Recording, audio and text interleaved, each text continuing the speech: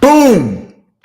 What's up, y'all? Welcome to the DJ Kenny Parker Show. We do this every Tuesday, 8 p.m. Eastern Standard Time. And Haitian Space Program, my favorite name out of all the names, outside of Fluffy Toenails.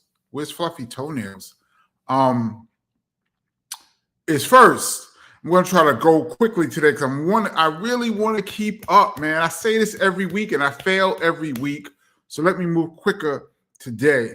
Flow Tree, what up? Rosmel, what up? Rosmel, missed Friday's show. Here representing Gregory Nettis. Says, when is the next SP1200 episode? In a few. I might pull up some more beats and throw them on. If you guys want to check out some more music that I have in the archives, I will bring them up. Spook Realm 4Q, what up? So I always got to do this promo. Spook Realm 4Q with the promo. Assault that like button. Please hit the like button. It helps the algorithm. Please, please, please.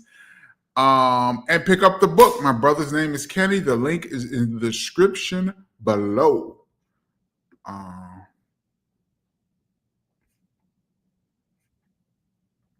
Let's see. Henry Cedillo, what up? Rhythm Rhymes and Elsewhere, what's good? Hip Hop Appreciation Week is coming up. Yes, it's now.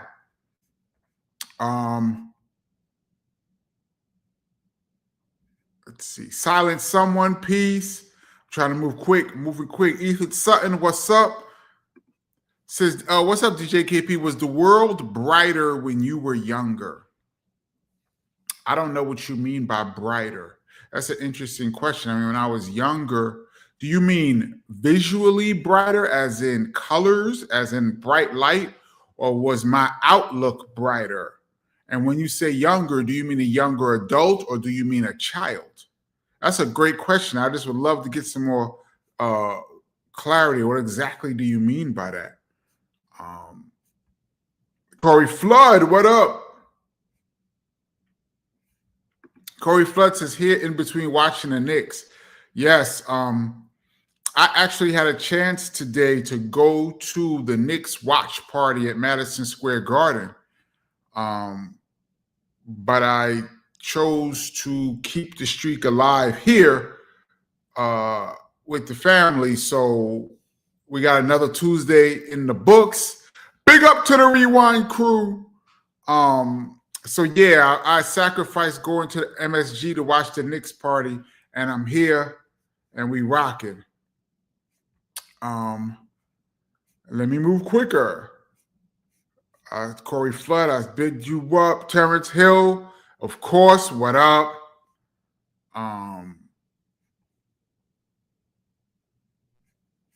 Let's see. J Woo 72, New Haven, Connecticut, of course. The regulars in the building. Got to big up the regulars. JT, what's up? CMC's Technique in class. North Carolina is in the damn building. Salute to the chat. Big up North Kakalaka. And Compton. Dan Marasuti, big up Scarborough, Canada. MK Ultra, what up? Chef Daddy was good. The comment section was good. Domingo Cortez was good. Terrence Hill says, I'm expecting to hear a Kenny Parker freestyle tonight. Easy. For those that don't know, that was part of a conversation that we were having with the legendary Prince Paul, who was a guest on the show last Tuesday. Big up Prince Paul, man. That was one of the dopest interviews. Terrell McMillan, as usual, what's good? Sweet Goldilocks, what up? DJ Platform 204. Let's see. Let me see if I can move quick. I'm engaged via our YouTube channel. What up, Charles?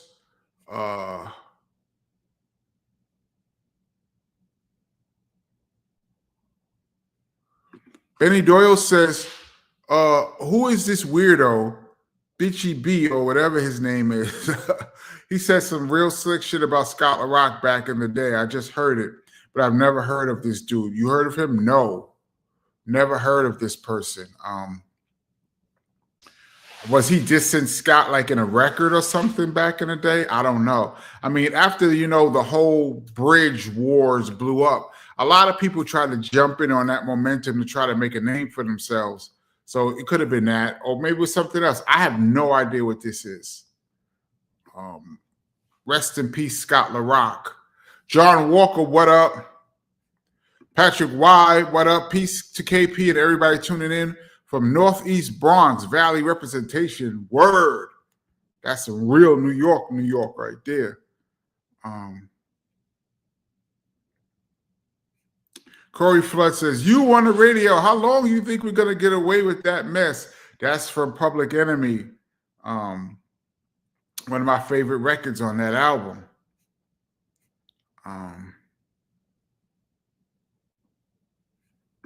JWoo72, yo, Kenny, did you see Chuck D on the Breakfast Club saying that hip-hop is no longer a tool for revolution? I did not see that, but A, if Chuck D said it, then that's what it is. And B, I actually agree, even if Chuck D didn't say it. I mean, the kids now, kids meaning young adults, teens, they use social media as their form of revolution. When we were growing up back in the day, we had no outlet.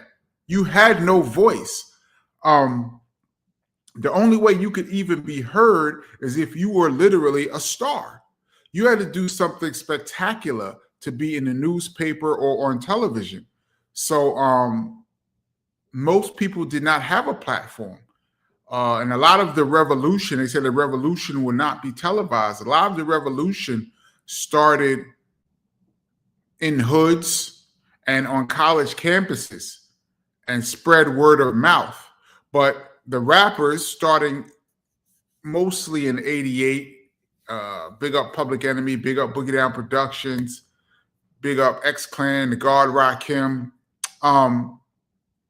used the music as the voice. That was the only platform you had where you could be heard by the masses. So we used the music to be revolutionaries. Now there's so many ways to get your point across that. I think the younger generation uses their tool, which is social media, and the conscious voice and revolutionary voice in hip hop has been, I would say, all but silenced over the years.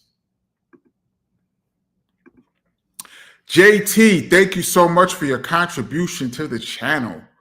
I really appreciate it. Says KP, gotta show some love for picking the live crew over the Knicks party. No one would have faulted you for going through. Going though. Thank you. I appreciate that. Yeah, it was a last minute thing. It was a last minute opportunity to go to the Knicks party at the Garden. But I was like, nah, this streak is really important to me. And, we do this every Tuesday, and we're going to start I'm trying to do Fridays. I don't want to say every Friday because it's getting warm, but most Fridays we will be here. And we might start moving guests around. If they can't do a Tuesday, maybe we could push them to a Friday. But yeah, for those that's just checking in, I had a chance to go to the Garden tonight, but we're keeping the streak alive. So thank you for your contribution. Dan Marasuti says, have you heard the new Common and Pete Rock? Well, it's not really that new, right? That was out since Christmas time, November. But yeah, I was listening to it banging. Rod Justice says, Dinko and Charlie Brown got a new joint and it sounds pretty dope. That is dope. I did not know that. I need to get one of those brothers on the show. Both of those are cool brothers. I haven't seen C Boogie Brown in a long time. Drew Ford, what up?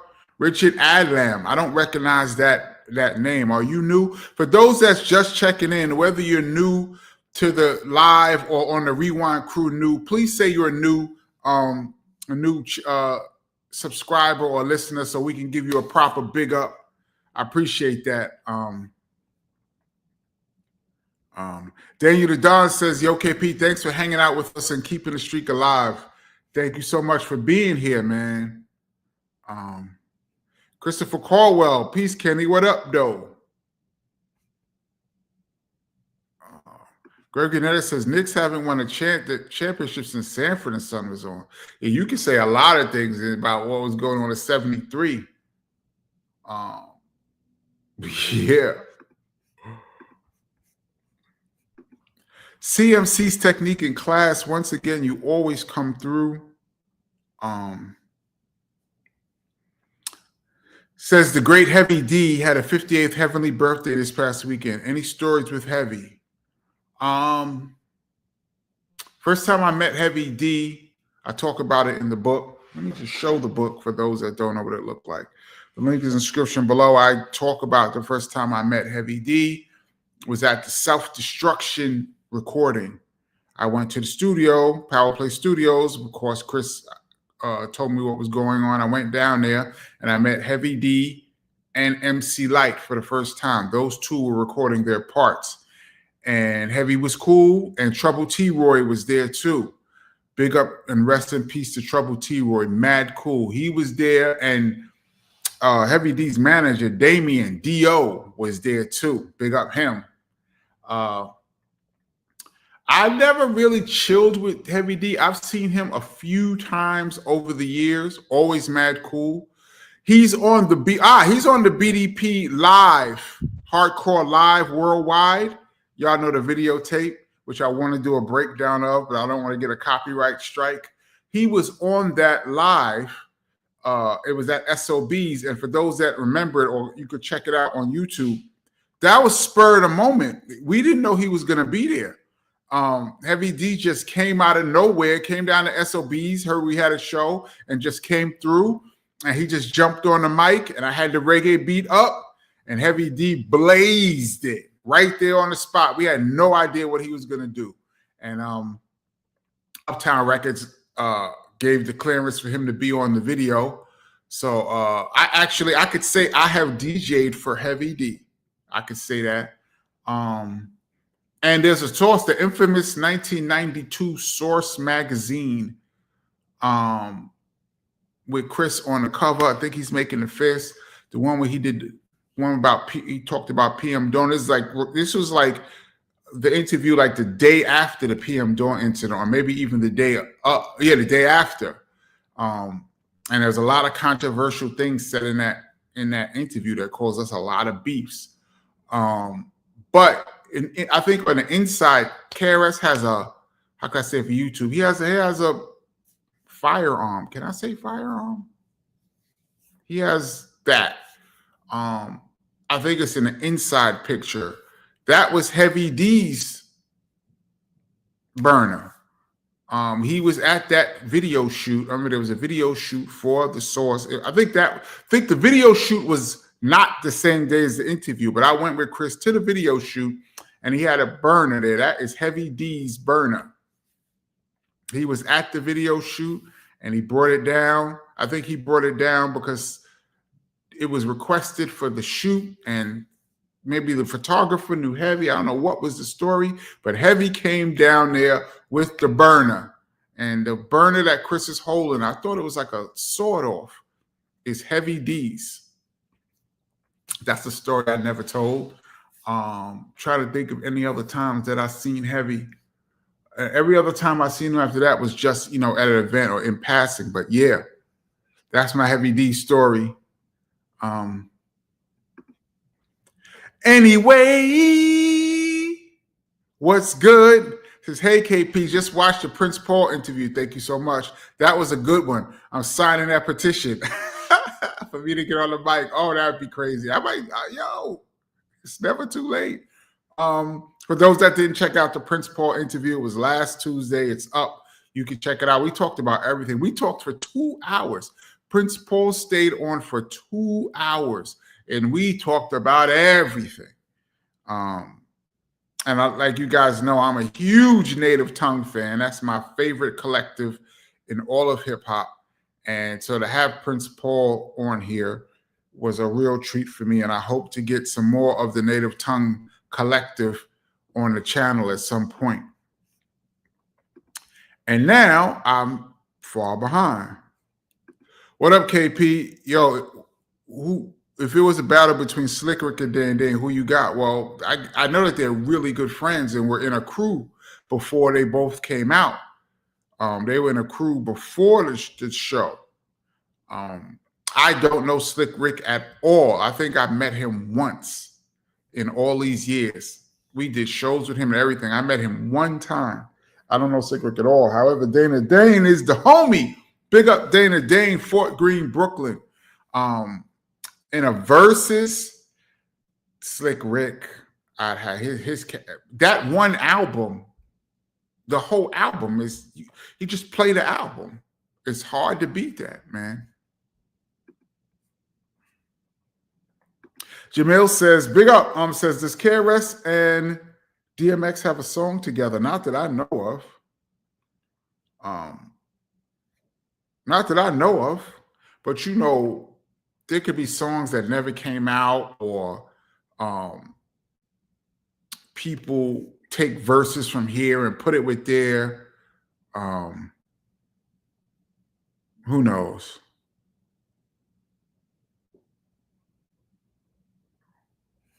Gregory Nettis says, Kenny, it's from this YouTube channel, Hood War Chronicles, KRS-One versus MC Shan, 35 years of beef.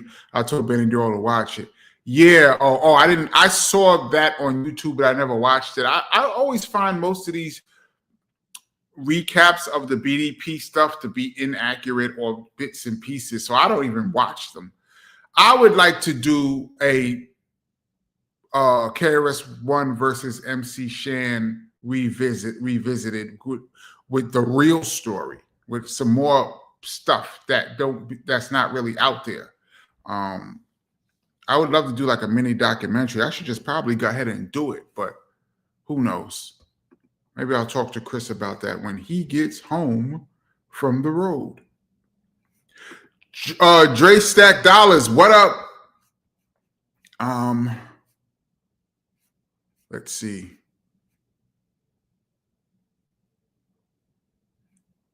Oh, Earl Green said, you did good on sex and violence. I think you could rhyme. Questions and answers is monumental. Yes, but that was not me. I was not rapping on questions and answers. I believe that is the late, great Willie D of BDP.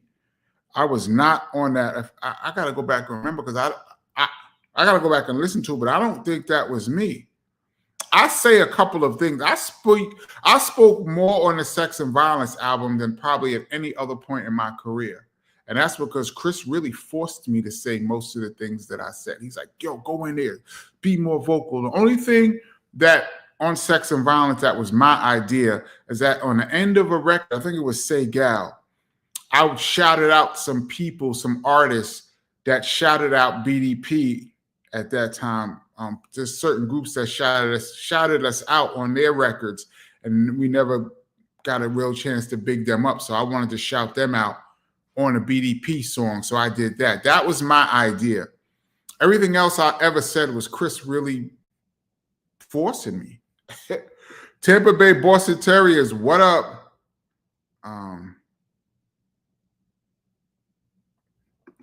Rod Justice says, people use social media to vent their frustrations, and many are too exhausted to go out and fight. You know, that the older crowd, you know, been fighting for a long time. But all revolution, the energy comes from the young people. Not all revolution, but, you know, if you look at any change that happens, especially in America, you look at where the energy is coming from, is usually from the 18 to 20 something year olds that really are out there protesting and sit-ins and, you know, organizing. And a lot of it is on college campuses. That's why I notice now there's a real push to really muffle the college campus protest energy. There's a real concerted effort right now to muffle that, because that's where a lot of the protest comes from.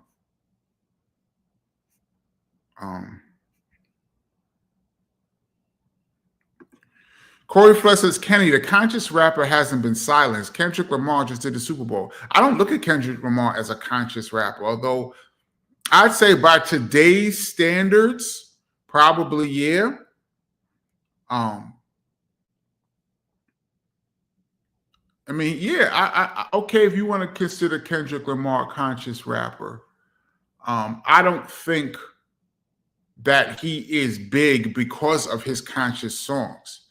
I think his biggest records are not conscious records. His biggest records are party records or, club records. I think like when he did a conscious album, people even remember that Kendrick dropped the album like 2 years ago that came and went.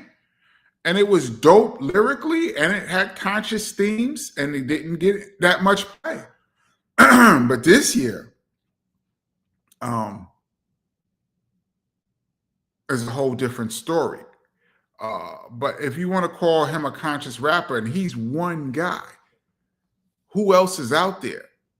He's one guy that's speaking things in the mainstream. I'm sure there's conscious rappers in the lower level, but in the mainstream, it's very difficult to be a conscious rapper. It was difficult back in the day. Now it's very difficult.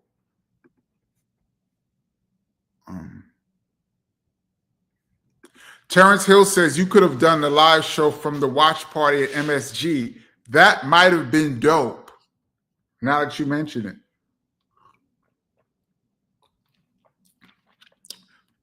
Probably on my phone. But it had been so chaotic out there and noisy. But I probably could have. I don't know, on my phone. I struggle sometimes to read comments and stuff on my iPad. I got to make things bigger. On my phone with a loud crowd, people pushing, trying to watch the game, it would have been tough, but I could have pulled that off.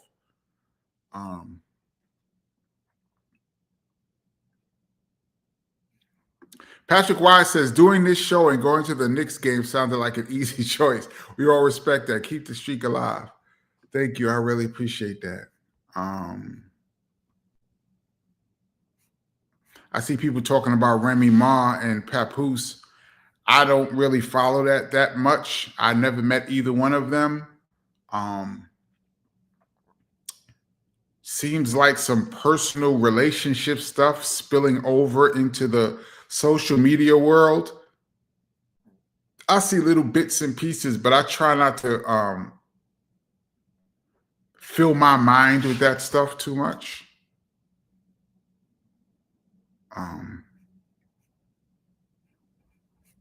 Let's see. Reggie Johnson, yo, KP, have you ever worked with Full Force?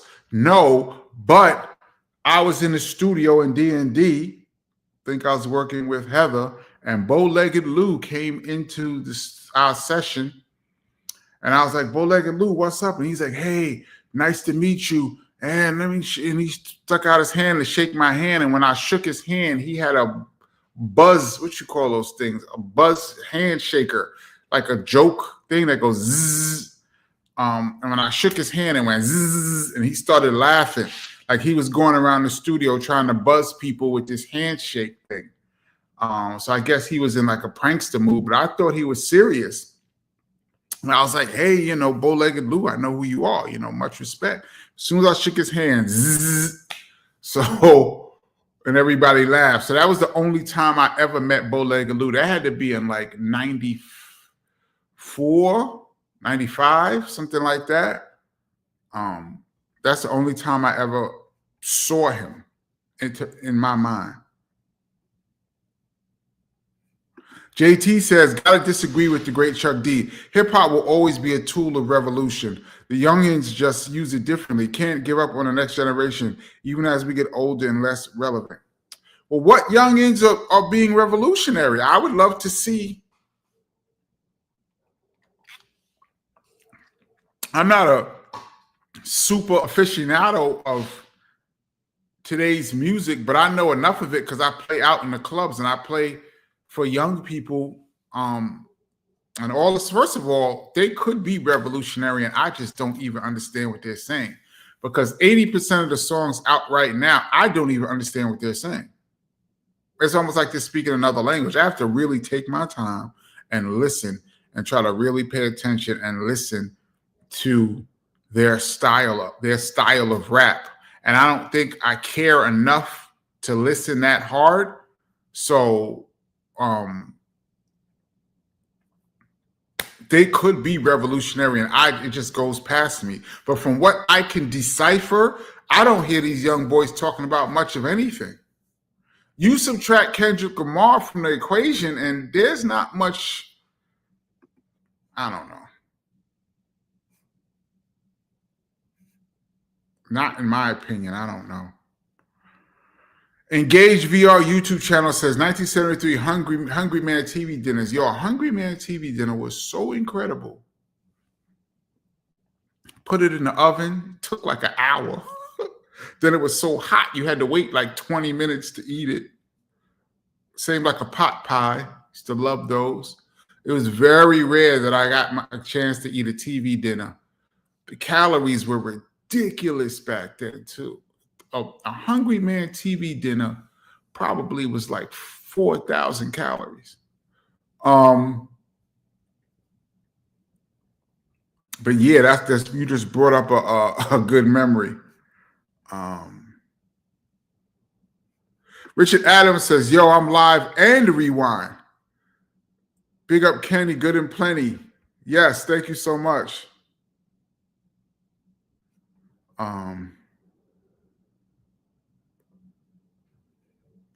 MMA says, JT, I don't think Chuck is saying hip hop can't be a tool once again for revolution, just that currently it's not. That's where I see it.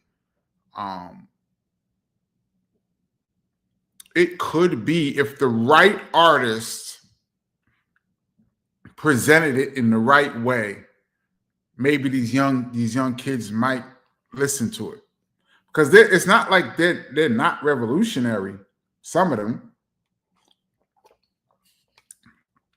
I just think they compartmentalize their revolution. Like when it comes to music, I want it to be like this. And when it comes to revolution, I want it to be over here on social media. That's how I see it. I could be wrong.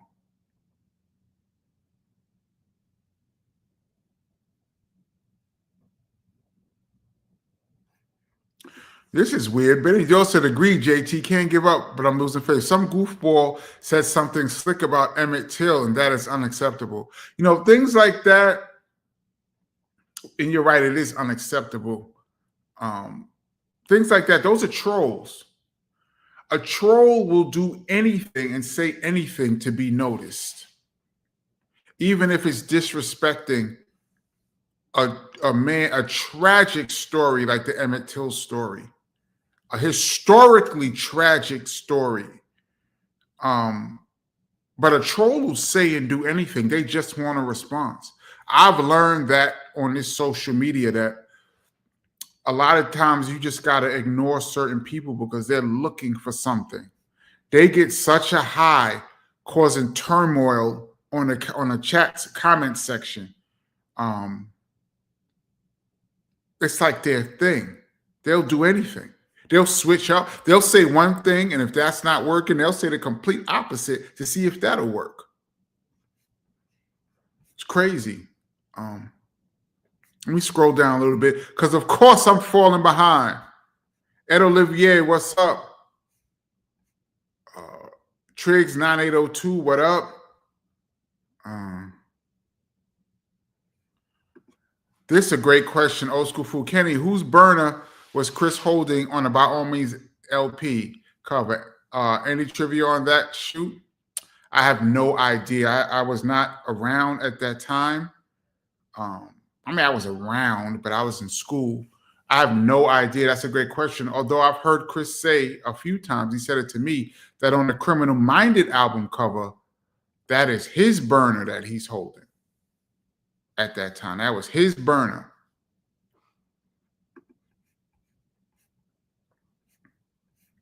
Benny Dole says, Bernard King, Fort Greene. Yes, that's my favorite player of all time.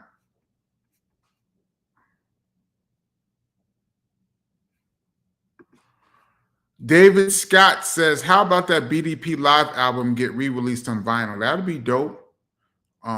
Jive is re-releasing a bunch of stuff. They re-released Edutainment, Think Ghetto Music, Sex and Violence. So maybe that would be dope. I'd definitely pick it up. I have it on vinyl, but that would be dope.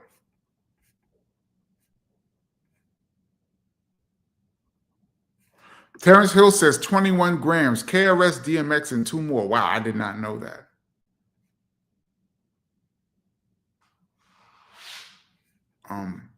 Douglas Carter says, peace, KP. Who is your next interview? I would love you to get the Beat Nights or Showbiz, the Beat Nuts or Showbiz on. I met you in Cincinnati last year at the museum event. Oh, dope. Nice DJ set. Peace. Oh, thank you so much. Thank you so much. Yeah. Shout out to Napoleon Maddox, who brought me out to Cincinnati last year to talk to the youth and do a 45 DJ set. That would be dope. I haven't seen Showbiz. I haven't seen Showbiz since 2010. And I haven't seen the Beat Nuts probably. Psycho Les I used to see all the time. I probably haven't seen him since 2015, 16, something like that. But yeah, I'm glad you brought that up because I think I still have Psycho Les' number. I think I'm going to ask him for sure.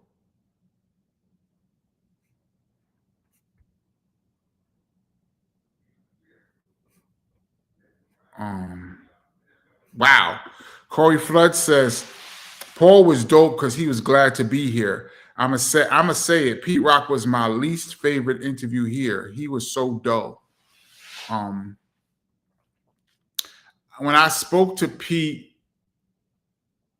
before the interview, he only had an hour to be here because he had studio time. Maybe he was working on the Common album.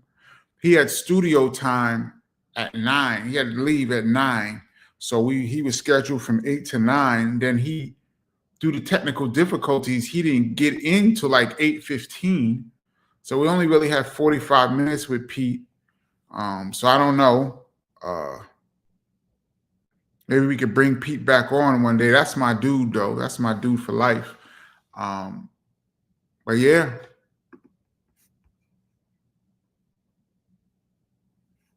Richard Adams says, Kenny, did you do the Out of Here beat? Wish I did. Premier did that beat. Matter of fact, I was in the studio when Premier did. He walked in the studio.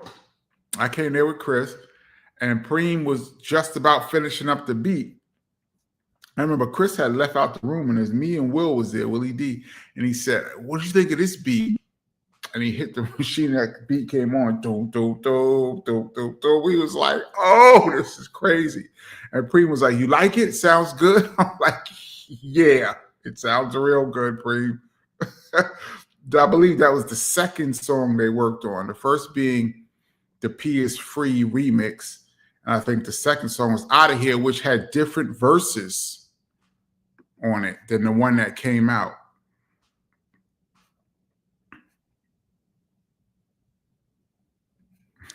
Benny Doe says, Kenny hit the weightlifting line hard and we in there, line on the album. Yeah. I don't remember if I did that in one take. I might have did that in one take. What? I'm going to say I did that in one take. I don't remember, though. Oh, shoot. Let me scroll down a little bit.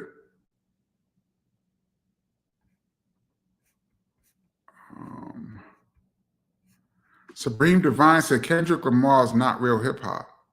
I don't know. I think he is. I think all hip hop is real hip hop. It's just a matter of your style. It's, do I like your style or not? I don't look at hip hop as being real and unreal. That's your style.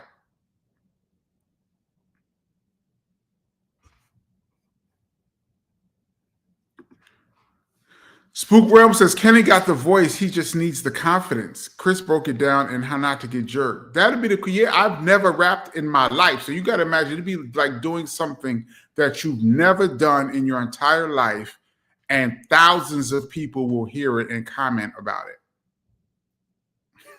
That's really nerve-wracking.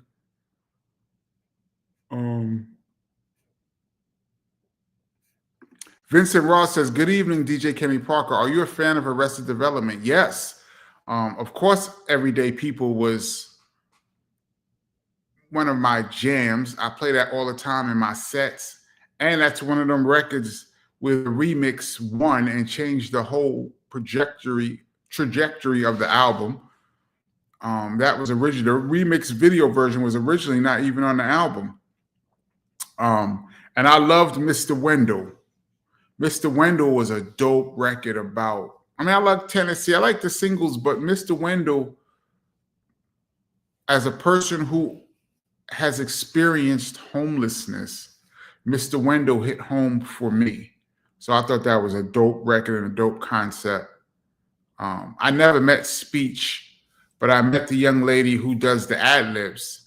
My Own, Trouble Zone. I met her. She came, we did a show in Atlanta, and she came in our dressing room. She was very nice. But yeah, I'm down with Arrested Development. That first album sold 5 million.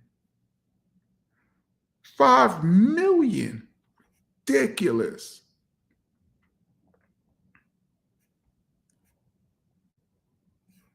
Mike Rock 25 says, yo, chat, what up? I'm here. What up, Mike Rock 25? Glad you could finally make it. Let's see. Richard Adams says, Bow-Legged Lewis comedic. Yeah, he was playing practical jokes, and I didn't even know him at all when he played the practical joke on me.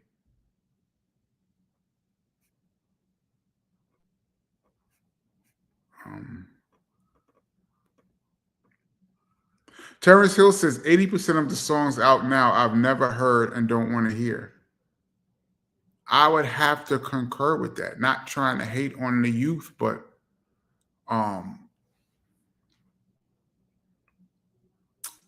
it's not for me. They're not even making records for me. When these young people are in the studio, they're not thinking of someone my age, from my style of music, from my area. They're not even thinking about me. And it shows in the music that they make. They're not making records for me. So I don't listen to it. But the sad part is I have to know a lot of these songs to play in the clubs. So I get to know like the most popular ones. And there's times I've played songs for months, and one day I'll catch a line and be like, oh, shoot, he said that. I never even knew that. Played the song for months in the club. And one day I'll just hear a line and be like, oh, shoot.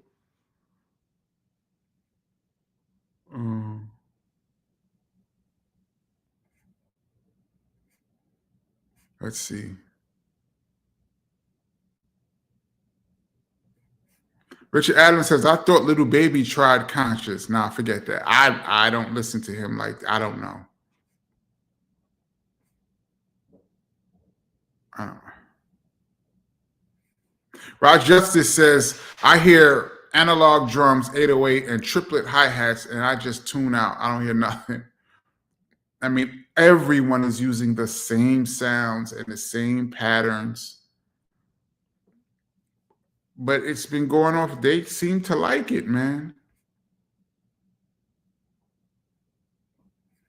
Greg Gannett says, everyone sounds the same. Auto-tune crap, that too. Auto-tune has ruined music. It took all of the originality out of people's voices to make everyone sound the same.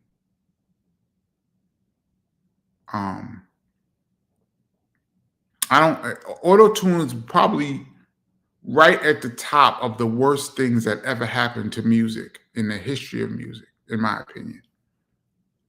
Tinaj says, what up, though, KP? Detroit here. Big up. Lupe Fiasco is a real one. Yes, he is. Dope lyricist. He had a record on his first album, I think was called Dumb It Down, that I used to listen to a lot. That was dope.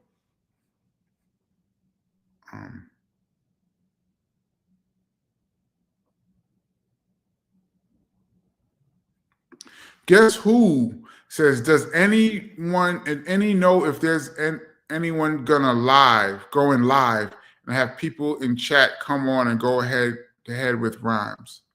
Oh, you said, does there anyone know if there's a live like that, or is that going to be here? I don't think that's going to be on this channel, but I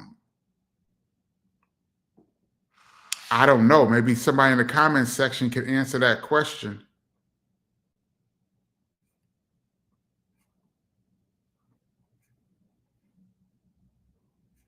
Let's see. Jay Wu says Chuck D works for the U.S. State Department. Really? In what way?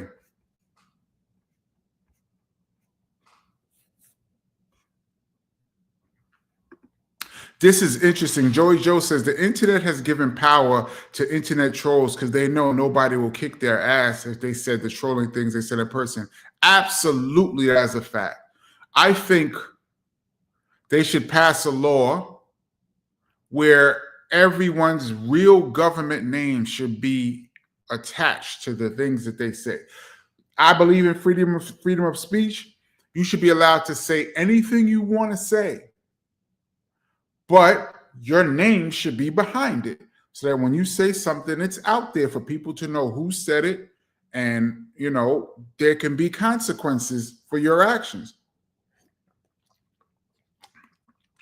You have a right in this country to say anything you want to say, just about. I mean, you can't cause a riot, but you have the right to freedom of speech. But you also have to deal with the consequences of that freedom of speech. And I'll be on Twitter sometimes, just trying to get information, mostly sports, and just trying to get information. Sometimes Twitter has information faster than even the mainstream media. But the racism and negative comments on X, especially since it's become X, is so bad that I'm really just going to get off Twitter altogether. I have a Twitter account. I might leave it up. From time to time, people will reach out to me on there, but the comment sections are so disgusting that I can't even be on X. And all of these people have no faces, aliases. If your place of work, your neighbors, your family, your spouses knew the things that you said, your friends who you hang around that think you're their friend, but really you come on the internet and say horrific things for thousands of people to read, I wish your name could be right there. You know what I mean? Celebrities, they catch a lot of heat and get canceled because we know exactly who they are. So when they say something out of pocket, even if it's a mistake or misinterpretation, they deal with the consequences immediately because we know who they are. But when you're anonymous, you could do anything, man. And it's tough. It's tough when you're, on this channel, I try to have a positive platform. We try to have a certain level of intelligence on this channel. That's the type of people when I say like-minded people, that's what I'm looking for, open-minded, like-minded people. But it's tough because from time to time, especially when I do beef videos, is the worst. When I do videos talking about beefs, and I got some big ones coming up. When I talk about beefs, it brings a certain element to this channel that I don't really like. That's why I kind of slowed down from doing them too, because not only does it bring up old nasty feelings, but it attracts a certain kind of person that's not a subscriber to my channel. They just come on because of the beef and they're attracted to the negative energy and they just come on with ridiculousness in the comment section. And I read the comment section, so I see a lot of stuff. And it's bad, but that's the world we live in. And if you want to be out there, this is what you got to go through. Okay, that ended my soapbox. Silent Someone says, yo, Kenny, forgot to tell you, I finished the book a couple of weeks ago. Thank you so much for purchasing the book. I really appreciate it. He says, I didn't want it to end. Need a movie. Thank you so much. I really appreciate that. Yeah. One day I'm going to tell some of the stories that were supposed to be in the book that I took out for space, time and space of the book and the pacing. I had to take some things out, but there's a lot of good stories in there. I really thank you for your comment. I hope a movie is made, and I hope if they, I've said this on this channel many times, they've been talking about doing KRS-One's life story since at least 1991. And it's always something that's always fell through. But I hope whatever time they decide to do it, I hope they use my book as the reference story, because in my opinion, my book is the story from my perspective.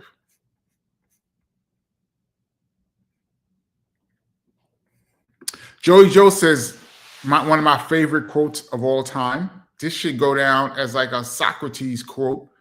Like Mike Tyson said, everybody has a plan until they get punched in the face, and internet trolls need to be approached. I agree. I think that's one of the great quotes.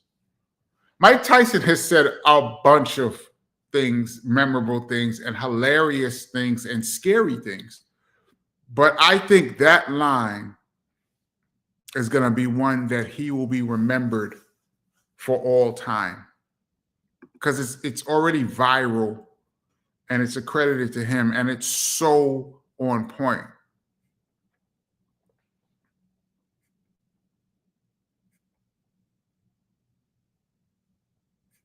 Let's see. Let me scroll down a little bit because I'm falling behind. So I just jumped like 20 comments. Sorry if I didn't get to your comment. I'm just jumping down.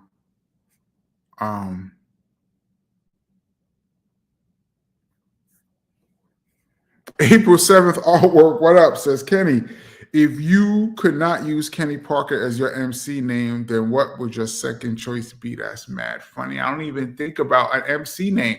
I never even thought about an MC name. My DJ name was basically bestowed upon me from my brother. My government name is my DJ name. So that's a great question. I've never had everybody calls me KP that knows me. I've never really had an alias. That's a great question. I have to think about what my MC name would be. That's a great question.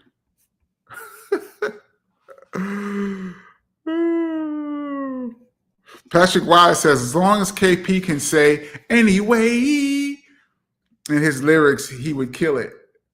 And that'd be dope. Although I'll probably get sued by Movado. But yeah. Iron Brother said, never stop Shaq from grabbing the mic. You're right. Shaq has a record with KRS too. And Biggie. And Shaq went platinum, I think, twice. I think he has a platinum album and a gold album on Jive. Shaq was a big rap star. Shaq has plaques hanging on his wall from his rhymes.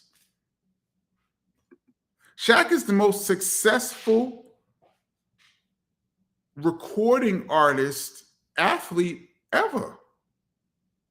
Really trying to think. I don't even think anyone even comes close.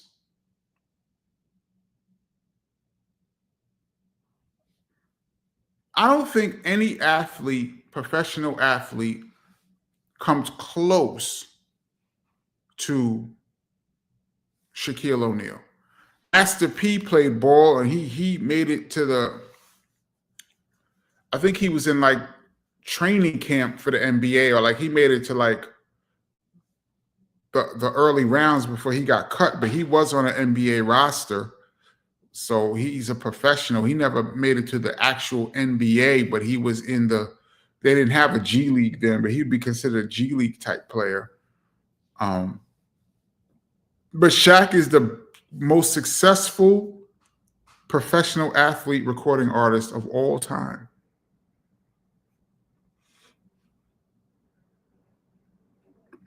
Rod Justice says, I saw Speech, Big Daddy Kane, and KRS-One perform together at 930 Club in Washington, D.C., one of my favorite concerts ever. I might have DJ'd that show.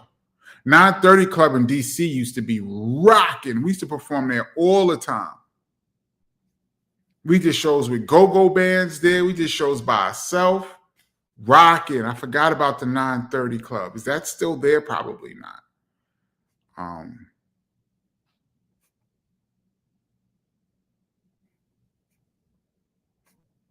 Let's see. Dudes are talking about basketball.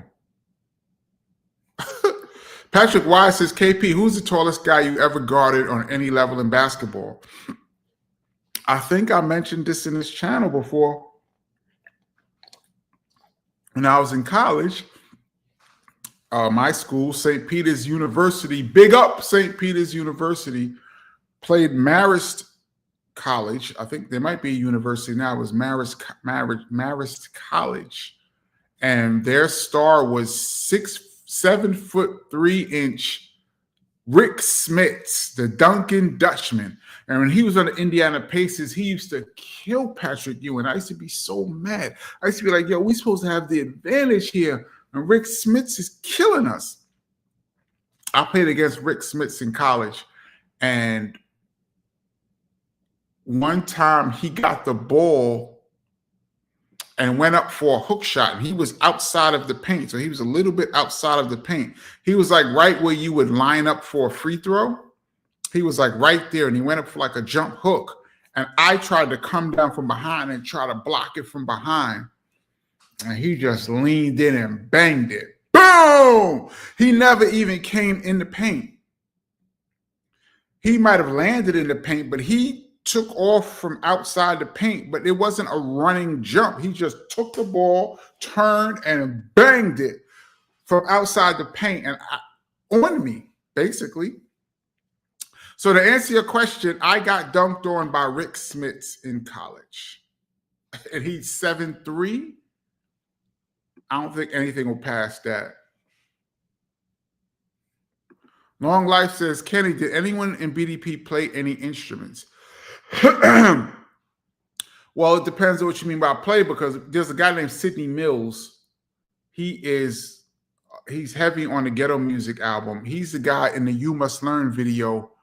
He played the Black Jesus with the beard. That's Sidney Mills. He was a bass player. He played bass on he was in the band Steel Pulse. He played bass on Shelly Thunder's Koof. Remember that? Koof? Big reggae record in New York City. Big up to Shelly Thunder, by the way. She was mad cool. She's a friend of BDP. Sidney Mills, I believe, played bass on that. He was a professional musician. Now, did anyone BDP play any instruments? KRS played The Bridge Is Over.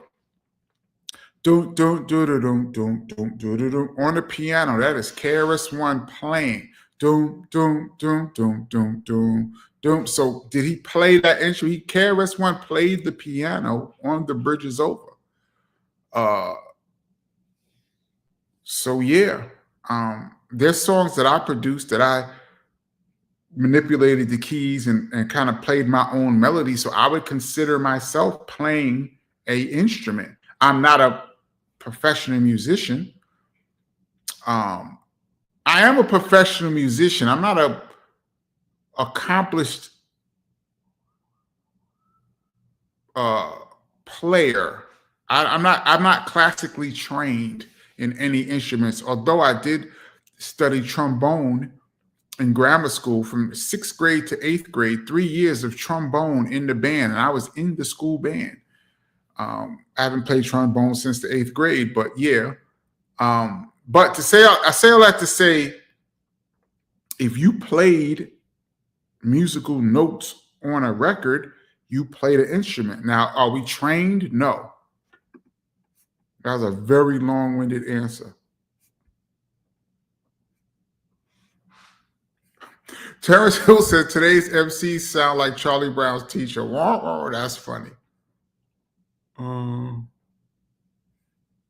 Rosmel says Bow-Legged Lou was written out of the Lisa biopic. And I don't know why. Word? I didn't see it, but Bow-Legged Lou and Full Force produced all of that stuff, right? I thought. I didn't see the documentary, but I was under the impression that Full Force produced Lisa.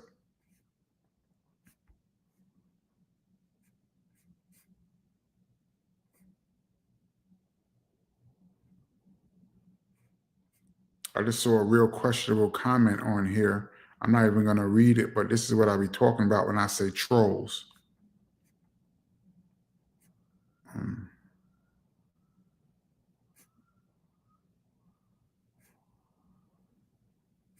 Let's see. Rod Justice says Auto-Tune gets a thumbs down and a finger up. Yeah, Auto-Tune destroyed music. Corey Flood says Pacers up. Damn.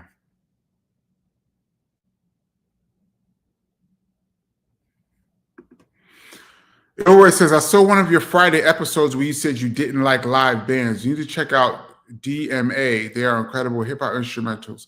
No, I didn't say I didn't like live bands. I said I don't like when a live band covers a record that was made by samples or drum machine. If you're a live band and you made the record live and you play it live like it is on the record, I have no problem with that, like the Roots. I like for the song to sound like the song when I go to see you perform. That's what I like. I like when the record drops, it sounds like the record as I know it. And mostly all of these live bands to me do a horrible job at recreating some of the records that I like.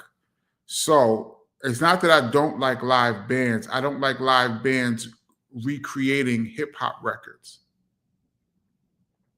I don't want to hear Public Enemy with a band recreate. I don't want to hear Rebel Without a Pause recreated with a live band. That's just me.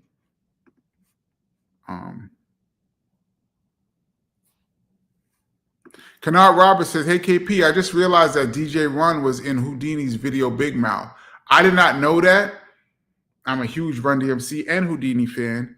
And I haven't seen that video in decades, probably since it was on New York City Hot Tracks. Y'all remember, anybody from New York? Remember New York City Hot Tracks? They used to show videos. I haven't seen that video in 40-something years. But that's a good piece of trivia. Let's see. I'm way behind, y'all, but I'm just trying to see people's comments. I try to get to most of the comments, especially ones that, you know, we could talk about.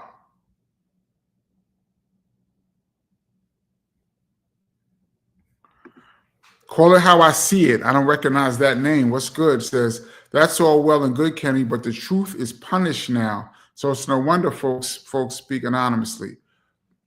That, first of all, the truth is so blurred right now, and the truth depends on what part of the country you live in these days, America.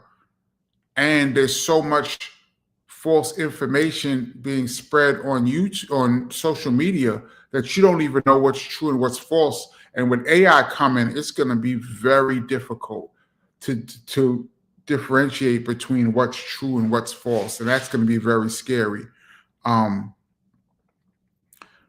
But if you speak a truth and it doesn't coincide with what certain people think, you will be punished. That is true. And for those people that speak anonymously about that, I don't have a problem with that. I have a problem with people in comment sections coming in the comment section to cause trouble, or commenting on people or saying things just for the purpose of causing trouble, or being nasty and divisive, or just being mean-spirited to people just to make yourself feel good. Those are the people I have a problem with. I don't have a problem with people trying to get their point across, although I come from an era where you had to really do something special in order for your opinion to be heard beyond your own block. 99.99% of the world, their opinion went about as far as the people they knew, your family, your friends. That's it. Your opinion stopped there unless you managed to get together and make some kind of organization where it could be a bigger voice. Now, anybody can have an opinion about anyone. Sometimes, you could look at a person talking about someone else and then we could be like, well, wait a minute, let's look at your life. Since you know everything, since you have an opinion on a self-made millionaire, a legendary person in their field, you're killing them. Let's look at your life and see what it's all about. Since you know how to do it better, let's see what you did better in your own life. And I think a lot of people would be very embarrassed if their life, I'm speaking for myself, anyone, if their life got put out there for the whole world to see. But because you could be anonymous, you could say anything. So, it's a very touchy subject for me, but yeah, we don't want to punish the truth or punish people for having an opinion. That is not democratic, I would say. The democracy cannot function if you punish people for telling the truth. But I hate trolls. I know there's people that said things on this channel even that I know for a fact they wouldn't say to my face. I've seen artists be on the internet who have said comments about BDP, said things over the years, and I know for a fact when we saw them, it was completely different. Their demeanor and their whole tone and the way they act when they see you in real life, as opposed to how they act in a magazine or in social media, be completely different, be almost shockingly different. First Pro says, sounds like KP is pro-censorship. I am not pro-censorship. I am pro stand by yours. If you want to say something, stand by it. We've had the comment on this channel. We talked about this about a year and a half ago. I mentioned how much I dislike Brussels sprouts. I think Brussels sprouts should be outlawed. I think anyone who eats Brussels sprouts should be fined first time, and second time you should be put in jail for 30 days. However, I got murdered on this channel. So many people came on here and was talking about how much they love Brussels sprouts and how I haven't had Brussels sprouts right, or I would change my opinion. So that's just my opinion, but I stand by it. That's just an opinion. Anybody can have an opinion. It doesn't matter. It doesn't make me right or wrong. I just don't like it. But stand by your opinion. If you're going to come on social media, put your name there. That's all I'm saying. I'm not down for censorship by no means. I just think that everybody who says things should be held accountable, especially for some of the racist comments. There's things that said, we've all seen it. There's things that's been said in comment sections that a person would get fired for. If it came out that this person said this in real life, they would lose their job or would have a lot of trouble at the job. You know this. So we'll see. And that was a lot of conversation right there. Verse Pro also says, KP, please don't promote violence. I am not promoting violence, but I'm not promoting turn the other cheek either. I'm standing by this. My name is Kenny Parker. If you have something to say to me, say it to my face. If you can't say it when you see me standing there, don't come on the comment section and say something. Then when I see you in real life, you just be like, hey, what's up, man? Nah, You got something to say it. And whatever reaction I have to what you say, you got to deal with that. I got to deal with my reaction too. Whatever reaction I have to something somebody says, I have to deal with it. But I don't promote violence. I promote, if you wouldn't say it to somebody in their face, don't say it behind their back. That's how I was raised.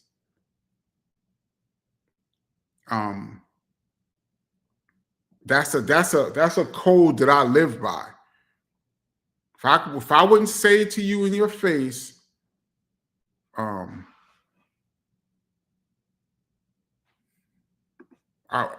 wouldn't say it behind your back. Call it how I see it says the Tyson quote was, "Folks who talk ish online have never been punched in the face."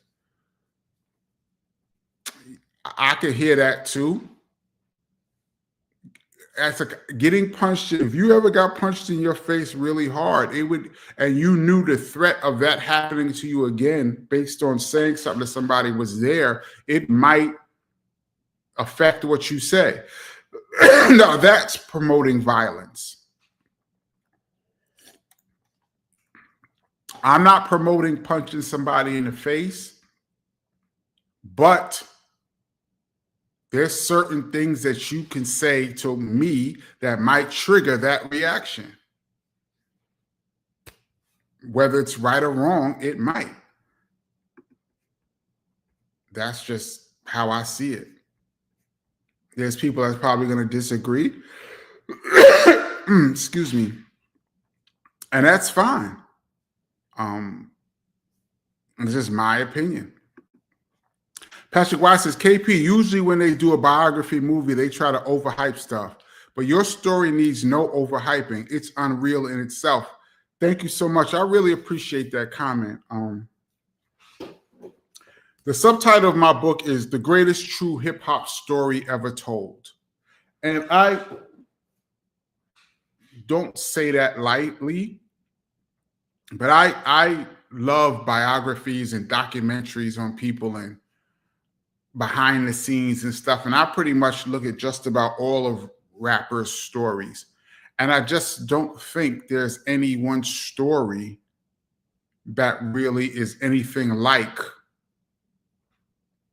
the BDP story growing up and how it all came about. I just don't think there's anything like it. That's why I said it's the greatest true hip hop story ever told. I don't think there's anything like it.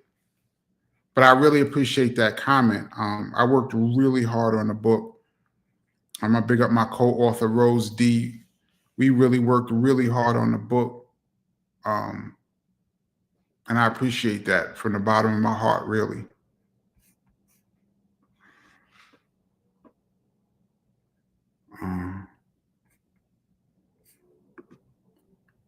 Why haven't you and Chris dropped a project called Parker Brothers? Well, it ain't on me. I would love to.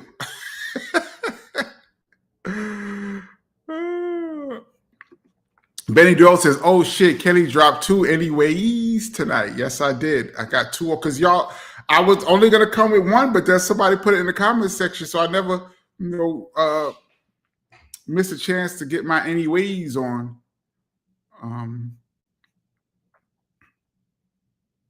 Let's see.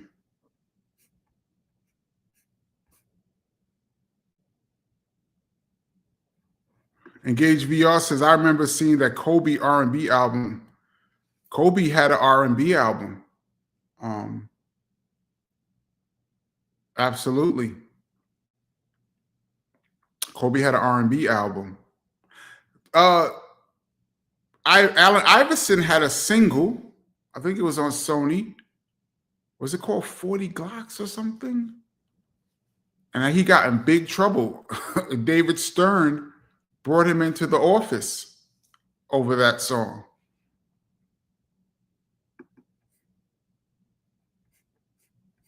Oh, Verse Pro says John Cena's album was pretty decent. Freddie Fox was on the single. Yeah, I spoke to Freddie Fox about that when he was on this channel. We did an interview with Freddie Fox. I don't know if it's sold like Shaq, though. Jojo says, Kenny, maybe you can talk over a beat like Professor X of X Clan did. and he ended up making 2 albums and never rapped. Yeah. Professor X spoke. I could be a Professor X or Sister Soldier. Big up Sister Soldier. We are at war. Maybe I could do something like that. Aunt Knox L says, didn't Ron Artest try to start a rap career? I don't remember, but being from Queensbridge, a lot of MCs in there. Rosmel says, I think the only reason Shaq went platinum was because the album was sold in a bundle with the Shaq Fu video game. I did not know that. But he has 2, though. He went platinum with Can We Rock? Yeah, What's Up, Doc? With the Fushnikins. And then, what was the album when he had My Biological Didn't Bother? I think that album went gold. But Shaq was a big star athlete making a rap record. So a lot of that had to do with it, too. Didn't Deion Sanders had a rap song? Ice Cold Beverage says Wayman Tisdale had a record. Yes, he was a jazz player, I do believe. Rest in peace to him. Gregory says, yo, Kenny, did you like Eddie Murphy Party All the Time? Yeah, I did. I mean, I didn't take it seriously, but it was cool. And he used to come on. Like, it was catchy. I mean, Rick James was in the zone back then. So he was coming with hits. I wonder how that record would have sounded. Oh, shoot. I just hit something. And everything just got big on my thing. What did I do? Oh, no, y'all. I have a technical difficulty. I just hit a button. I don't know what. And now everything has gotten big on my channel. I can't even see. I can only see some of the comments now. Wonder what I pressed. Okay, so I'm just going to rock like this for a while, but I just hit the wrong button and something just happened. I don't even know what I just did. And I'm now at the bottom. I can't even see. Oh, shoot, what did I do? Okay, y'all, I'm about to hit a button and see if it cuts. No, I'm not going to do that because it's going to cut the whole live off. I just hit some button, y'all, and everything just got gigantic on my screen. So big that I can't even see the rest of the screen.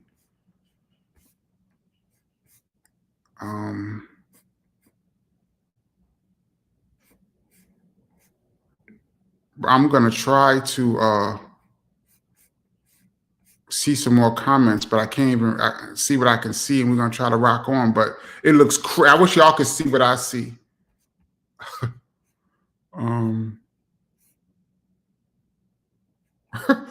Patrick Wise says, I can't. I read your book last year. Was there a section on Brussels sprouts? No. I'm going to read the book again this summer. Thank you, but no, I didn't. I did not mention Brussels sprouts.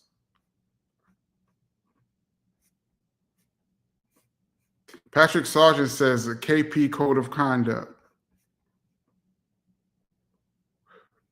Gregory Netter says, racist people and bullies are 2 of the most horrible things ever. I agree, 100%.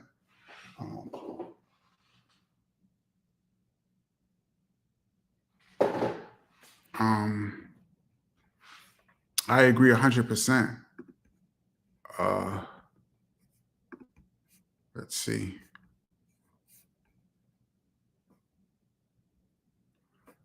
This is an interesting question right here. See if I could put it on here. I can't even see the name of the person who said it, but KP, I've never heard Easy Mo B talk on beef. His story about Puff, Big, and Pac never has said a word. That's like Pulitzer Prize interview material, Big and Pac. Yeah, Easy Mo B is mad cool too. That's a person I should reach out to bring on the channel. I believe he's the only producer to ever produce Biggie and Tupac while they were alive. I don't think he was involved in the beef, but that's interesting. Billy Doyle says raisins in the potato salad. That should be outlawed. I think so. Yeah, I think raisins in the potato salad is.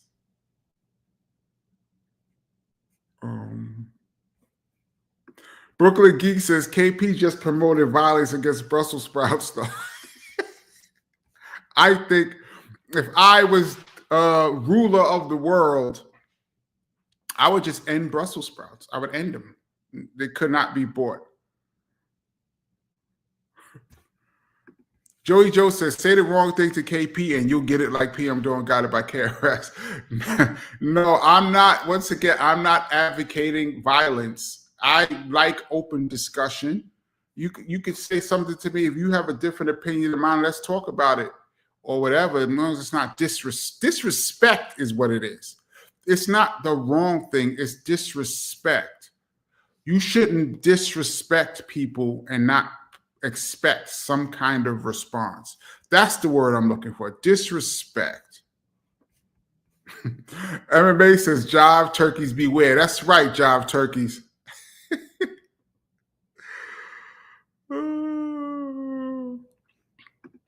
JT says they're trolls until they are face to face with 6'6" KP, 6'4" KRS-One, and 6 feet wide Just Ice. Just Ice is probably like 6'2", 6'3". Yeah, it's different.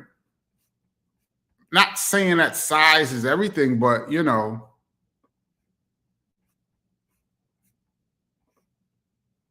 I just don't, especially racism. The racy. One day you just go. I know I'm not suggesting that you go on X and read these things. I'm sure you people have been victim to this. Remember when TMZ used to have a big comment section? I think they ended their comment section because of that. TMZ used to have articles, and you tried to read the comment section, and it was some of the most filthy stuff you've ever seen, man.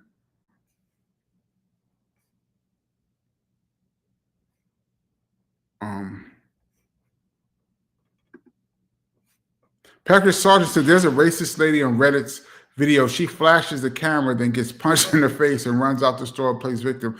That's what paparazzi do, which is another one of my least favorite people on earth. You ever see the paparazzi? They make money off of selling pictures that they take of celebrities. And they'll be yelling at the celebrity, and the celebrity will just keep walking. So they'll try to say something personal to get a reaction. Something nasty about your kids, or aren't you going through a divorce? Or, they'll say something to try to get a reaction, because a reaction from you is big money for them. I think that's horrible. And then when they get stepped to, they can't wait for somebody to hit them so they can run right to the lawyer and sue. I am not condoning it. I'm just saying I do not like paparazzi, man. Mike Rock said this is a close game, 65-64 paces, man. This game is a make or break the series kind of game. I don't want to talk about the Knicks because I could not even watch game 3, y'all. It was too much. I actually watched the highlights. And this game 4, if the Indiana wins, they got a stranglehold on the series. If the Knicks win, man, it's a brand new ball game.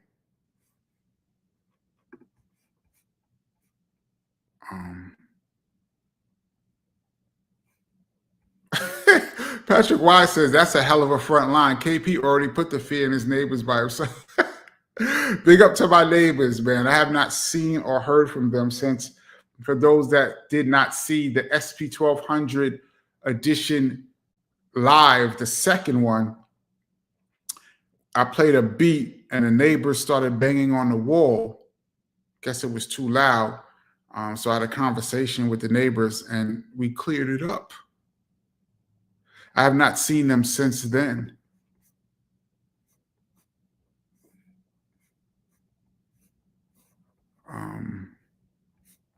Let's see.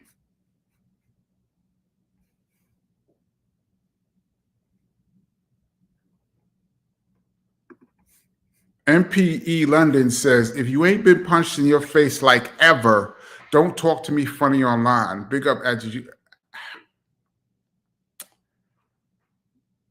I kind of got to roll with that. I'm not trying to promote getting punched in the face. I don't want to get punched in the face. Of course, I don't want to punch anybody in the face. I want to be in a peaceful zone, a peaceful, intelligent zone. But people try to drag you to their level, and the real wise man can stay at their level and walk away or just brush it off. But every so often, somebody could push your buttons and drag you into a bad situation.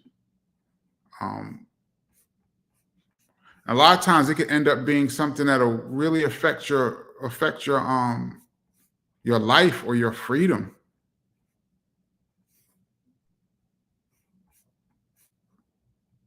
Let's see. I could barely see this.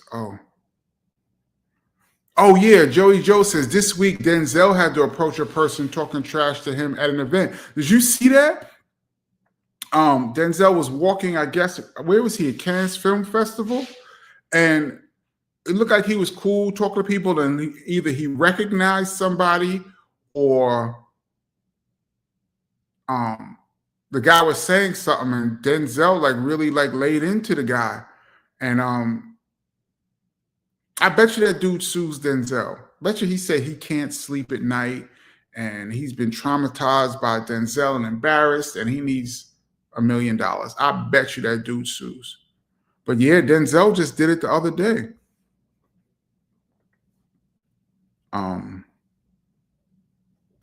Gregory Netta says, remember Will Smith slapped that white guy, tried to kiss him years before Chris Rock? Yeah, there was a guy who was, I think he was a prankster going around kissing people. See, I think he deserved that. I'm not promoting violence, but you cannot go around kissing people without their permission and expect not to have some kind of reaction. Rid says there was always tons of paparazzi outside the Kardashians and Paris Hilton's house. Yes. But I think some of that was them calling paparazzi too. Sometimes their publicity people would tip paparazzi off to where they would be to create a circus environment. But yeah, if anybody knows about paparazzi, it'd be them. Remember when Madonna was married to Sean Penn and he used to go around beating up paparazzi? Sean Penn wasn't having it. Although you marry Madonna, what you think is going to happen, bro? Kanye West has grabbed a few people's cameras. Didn't Cat Williams get in trouble for grabbing a paparazzi's camera? Arrested. Oh. Patrick White says, KP, I saw your neighbors moving out in the wee hours of the morning 2 weeks ago. That's funny. Oh.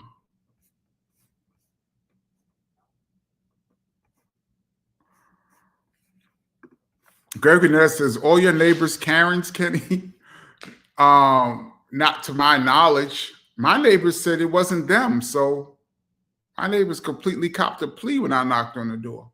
So who knows? But no, it's my neighbors next door, a married couple.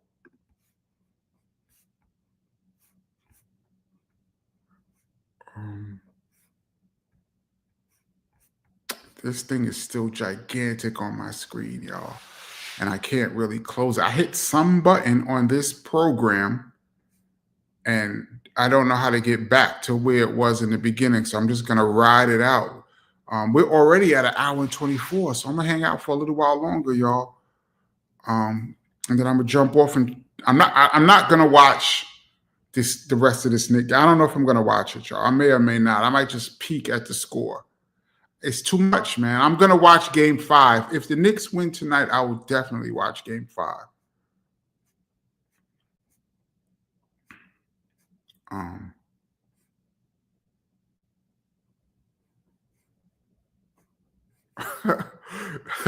JT says at VHS Hip Hop, you missed the Death of Conscious Rap, New York Knicks, Rick Smith's Trolls, and Brussels Sprouts. It'll all make sense in the rewind. Yes, it will. That's a great recap. And you missed Paparazzi too. Thank you for the recap, JT. Jason Wall says he grabbed Denzel's arm first so he can't sue. Oh, that's what it was? He grabbed Denzel's arm, which made Denzel respond? That's what it was? Oh, okay. But people will find a way, man.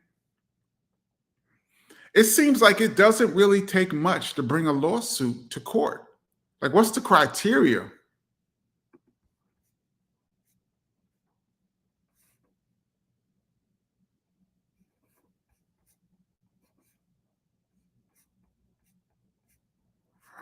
Let's see.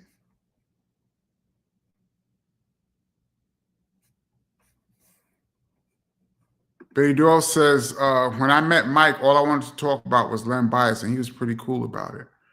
Do you mean Michael Jordan? I heard Michael Jordan is a pretty tough guy to walk up on. Like, he's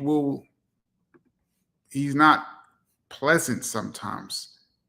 That's what I'm hearing. Sometimes he is, sometimes he isn't. Depends on which Mike you run up on.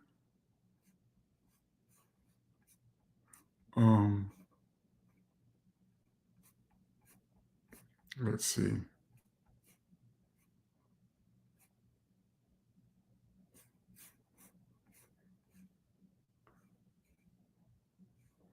I like this Spook Realm says problem. People are taught these days that freedom of speech comes without consequences and accountability. Yeah.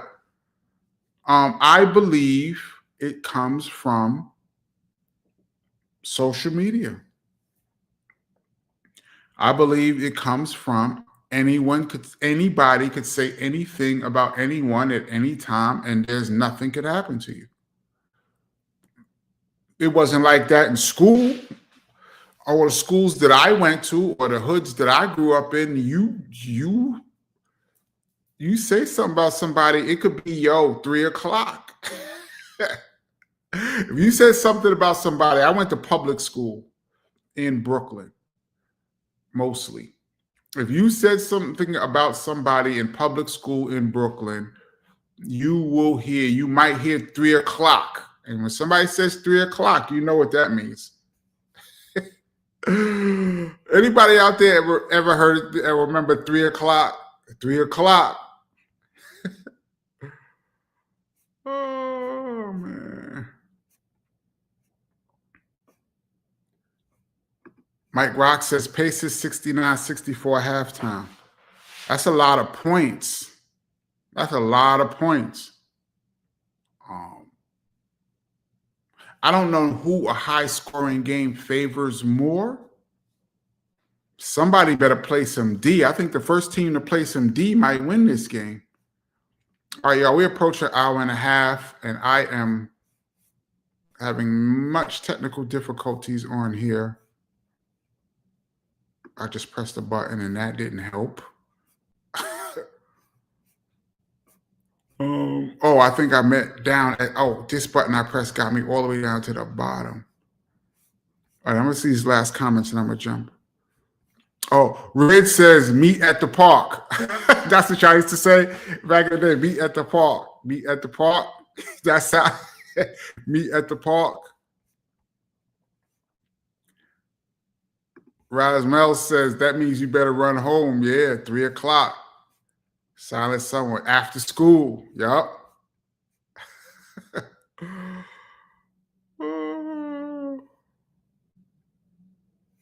Henry Sedilla said, there's no filter on this internet.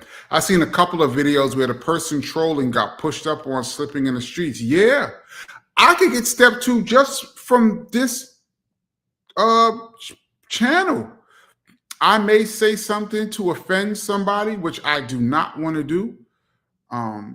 has opinions, and I appreciate you guys for watching. But somebody might see me in real life and was like, "What's that you said about Brussels sprouts?" And I'm gonna have to deal with that. That's life. That's what I think. You have to deal with it.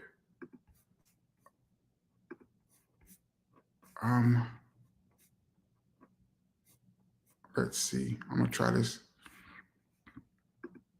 See if I could see this.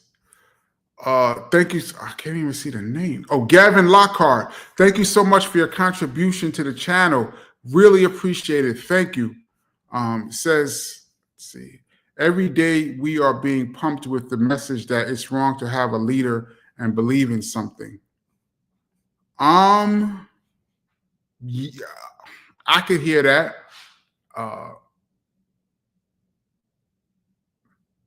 Depends on who your leader is. You know, it seems like the world is so divided that there is no consensus leader. So whoever your leader is only has a percentage of the population as their leader. So yeah, if you pick a leader, there's going to be another chunk of the population who's going to say it's wrong to have that leader. Absolutely. I couldn't imagine being a youth right now growing up in this environment. With the amount of things that's bombarded in people's face, I hate sounding old, but just the amount of information that it happens so fast. It's hot right now. By the end of the day, it's on to something else. The amount of imagery that's shown in kids' faces, the amount of information you get about public figures that we never would have heard about growing up, the information you get about political leaders that you never would have heard about growing up. I can't imagine what it's like to be 15, 16, 17, just coming into your own in this day and age. Crazy. All right. I'm going to jump off and try to fix whatever I did wrong here on this channel. See if I could fix it. Thank you guys so much for checking out the DJ Kenny Parker Show. We do this every Tuesday, 8 p.m. Eastern Standard Time. And God willing, Friday, we will be here Friday. And I'm working on some more guests, so I got to see if we can get the scheduling right. But Friday, 8 p.m. Eastern Time, if you got some time, come hang out with your boy. We will be up on Friday. I'm going to read some more of the comments and peek at the Knicks score. All right, y'all. I'll catch you guys in a couple days. Peace.